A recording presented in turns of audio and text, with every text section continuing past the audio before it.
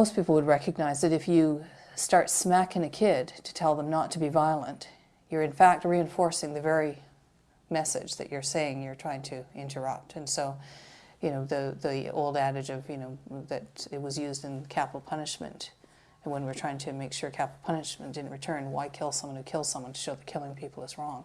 Well, similarly, why do you punish people who've done something which they arguably have not had a whole lot of ability to influence the state or the situations they're in? Where they have, punishing them for it is not likely to change that behavior. It may change how they try to hide that behavior in the future, but if you don't actually set up a process whereby they can have an ability to do something different in the future, then all you do is teach them to be, you know, not get caught at it next time or something like that. So I think that when we talk about the principles, we have to think about the reality of who's in prison in the first place. And too often, whether it's restorative justice, sentencing, criminal law, we don't talk about pulling back a bit and saying, why is it we even use these processes? Crime is a theory. What we choose to criminalize and what we choose not to criminalize depends on who's in power and who has the authority to make those decisions.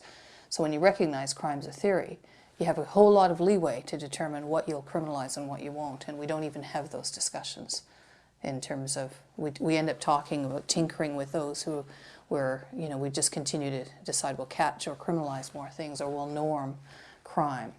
You know, even when we talk about crime prevention, that's norming crime.